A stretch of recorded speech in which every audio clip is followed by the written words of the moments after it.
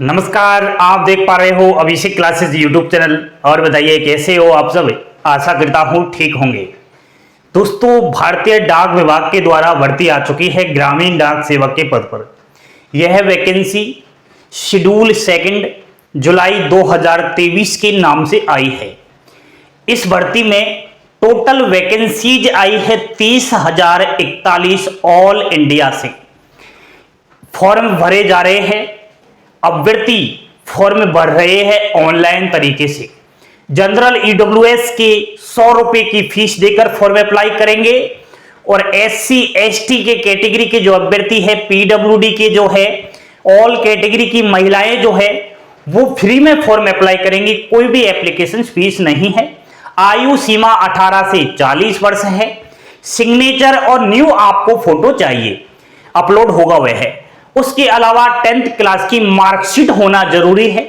उसी से आपका नाम, पिता का नाम, माता का नाम, डेट ऑफ बर्थ, किस सब्जेक्ट से आप पास आउट हो, कौन से बोर्ड से पास किया है, किस स्टेट से पास किया है, तो वो सब जानकारी आपको फॉर्म में देना पड़ता है।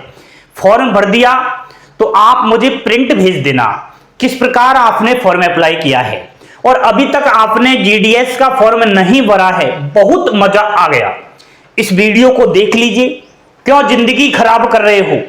हर साल लाखों पदों पर भर्तियां आती है। अभ्यर्थी बिना परीक्षा नौकरी ले जाता है क्योंकि इसमें एग्जाम्स नहीं होता। 10वीं की परसेंटेज को देखकर सिलेक्शन हो जाता है।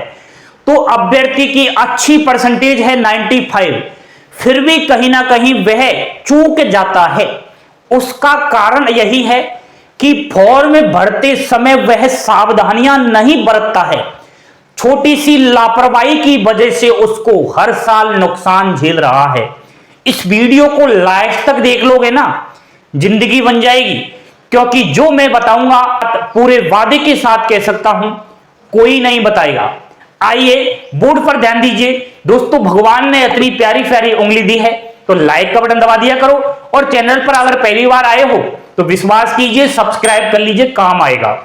यहां ध्यान दीजिए, भारतीय डाक विभाग, इंडिया पोस्ट ऑफिस, ग्रामीण डाक सेवक जीडीएस शेड्यूल सेकंड जुलाई 2023 की नोटिफिकेशन की चर्चा करूं तो सबसे पहले आपको ऑफिशियली वेबसाइट पर जाना होगा। यह ऑफिशियली वेबसाइट है।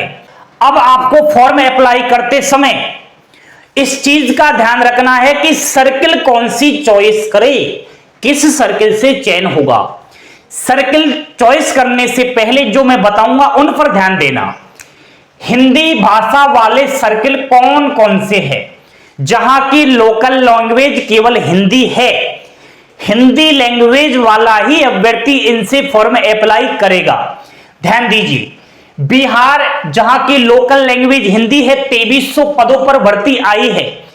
छत्तीसगढ़ 721, दिल्ली से 22, हरियाणा 215, हिमाचल प्रदेश 418, जम्मू एंड कश्मीर से 300, मध्य प्रदेश से 1565, नॉर्थ ईस्ट से 87 और 48। ये क्या मामला है, नॉर्थ ईस्ट में भी अलग अलग पार्ट में डिवाइड है। तो दो पार्ट आपको दिए गए हैं, एक पार्ट से 87 वैकेंसी है और दूसरे पार्ट से 48 वैकेंसी है। तो आपको मैं बता देता हूं, वैसे नॉर्थ ईस्ट का स्क्रीनशॉट लेके ये तो नॉर्थ ईस्ट में गड़बड़ मत कर देना, उसी पार्ट से अप्लाई करना है जहां की लोकल लैंग्वेज हिंदी है। तो 87 और 48 जहां लिख रहा है उसी को चॉइस करना। पंजाब से एक पार्ट में आपकी 2 वैकेंसी है, दूसरे पार्ट में 37 वैकेंसी है जहां की लोकल लैंग्वेज हिंदी है। बाकी पंजाब में मत भर देना, नहीं तो गड़बड़ हो जाएगा, अलग लैंग्वेज है वहां की। राजस्थान 2031, उत्तर प्रदेश 3084, उत्तराखंड 519, वेस्ट बंगाल 54 और झारखंड से 530। ये 14 स्टेट जो मैंने आपको बताए, आंख मीचकर आप फॉर्म भर सकते हो अगर आपकी भाषा हिंदी है। हिंदी अगर आपने 10वीं क्लास में पढ़ा है तो ठीक है। ध्यान दीजिए, अब आप पूछोगे सर हम चॉइस कैसे करेंगे, सर आपने तो इतने सर्किल बता दिए, कहां से अप्लाई करें। तो टॉप 5 राज्य आपको बताऊं, टॉप 5 सर्किल आपको बताऊं जहां से सबसे अधिक सीट है। ध्यान दीजिए, सबसे अधिक है उत्तर प्रदेश से 3084, दूसरे नंबर पर बिहार 2300, हिंदी सर्किल की बात चल रही है।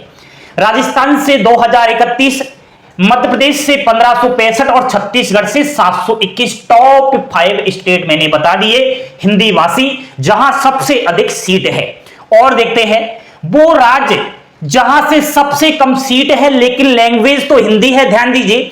पंजाब से 39, दिल्ली से 22, वेस्ट बंगाल से 54, जम्मू एंड कश्मीर से 300 और नॉर्थ ईस्ट से वही 87 और 48। ये सबसे कम वैकेंसीज है इन स्टेट से हिंदी लैंग्वेज।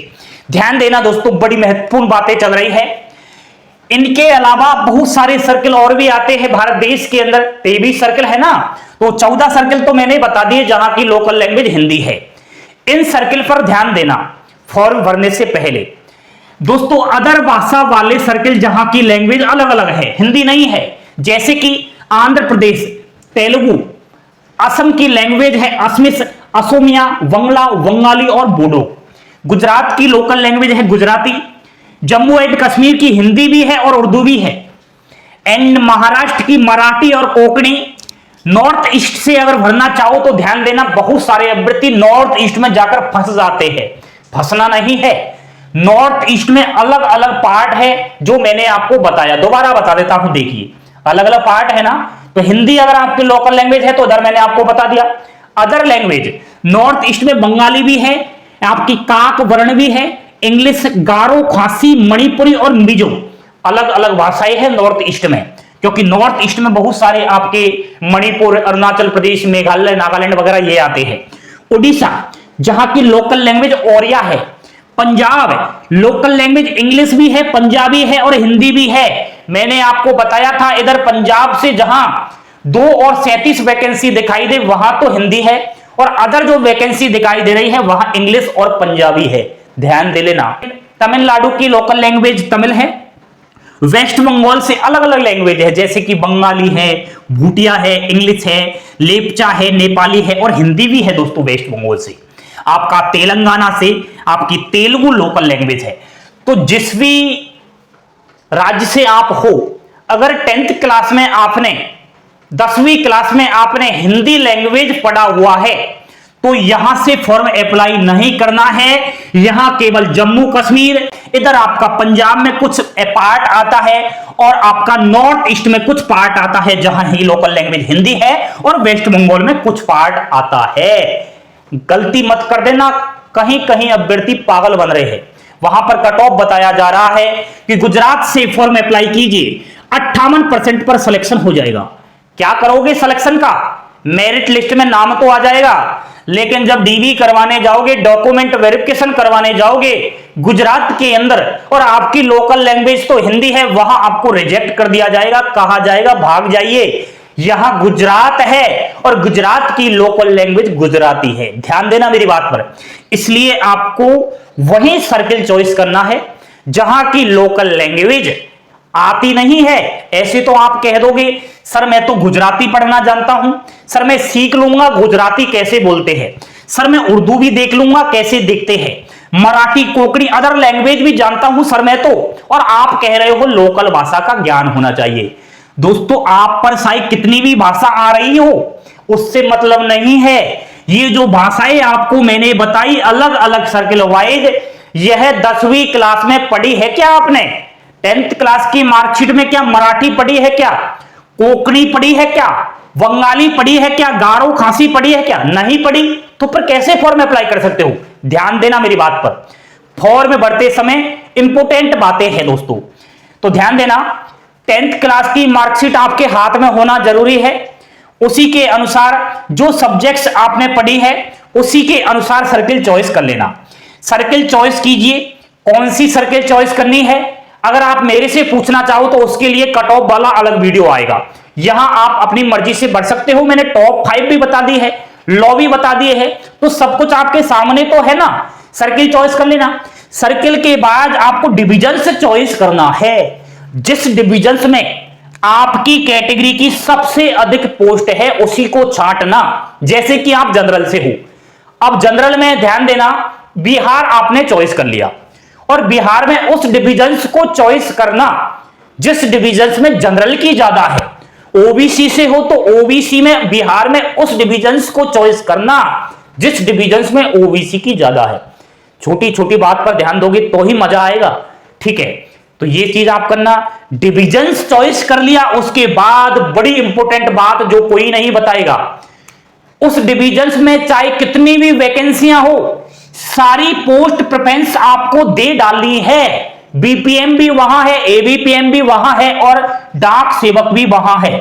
बीपीएम भी भर दीजिए, डाक सेवक भी भर दीजिए और आप एबीपीएम भी भर दीजिए। ऐसा नहीं कि केवल बीपीएम भरोगे, तीनों ही पोस्ट आपको डालनी है। एक और बात इंपॉर्टेंट, जनरल से हो तो जनरल की ही पोस्ट प्रेफरेंस देनी है। ऐसा नहीं कि जनरल के अभ्यर्थी एससी एसटी को भी भर रहे हो, मामला गड़बड़ हो जाएगा, रिजेक्ट हो जाओगे। ओबीसी से हो तो पहले तो आप ओबीसी की सारी पोस्ट प्रेफरेंस भर देना, उसके बाद जनरल के नीचे भर देना सारी, ठीक है। एससी एसटी से हो तो पहले तो अपनी कैटेगरी की उस डिविजन में सारी पोस्ट छांटना अच्छे से कि बीपीएम की एसटी से कितनी वैकेंसी है, एससी से कितनी है, सारी पोस्ट भर देना एससी एसटी। उसके बाद जनरल की सारी पोस्ट आपको डाल देनी है। समझना अच्छे से, पोस्ट प्रेफरेंस के बारे में और अच्छे से आपको मैं वीडियो बनाकर बता दूंगा, ठीक है। ये जानकारी थी जो आपको बताना जरूरी था। बहुत सारे अभ्यर्थी दोस्तों गलतियां करते हैं फॉर्म अप्लाई करते समय, तो छोटी छोटी बातों को ध्यान में रखते हुए आंखों को खोल करके 10वीं क्लास की मार्कशीट को हाथ में लेकर के और भगवान का नाम लेकर के फॉर्म अप्लाई करना है। इस बार जीडीएस का सिलेक्शन लेकर रहना है। बने रहिए अभिषेक क्लासेस के साथ, पल पल की अपडेट यहां पर दी जाती है। लाइक शेयर सब्सक्राइब जरूर कर देना। हंसते खेलते मुस्कुराते रहिए, यही जीवन में एक ना एक दिन काम आएगा। आपको बहुत बहुत शुभकामनाएं मैं दे रहा हूं कि कहीं ना कहीं इस बार सिलेक्शन हो जाए एडवांस, ठीक है दोस्तों। थैंक यू, धन्यवाद। जय हिंद, जय भारत।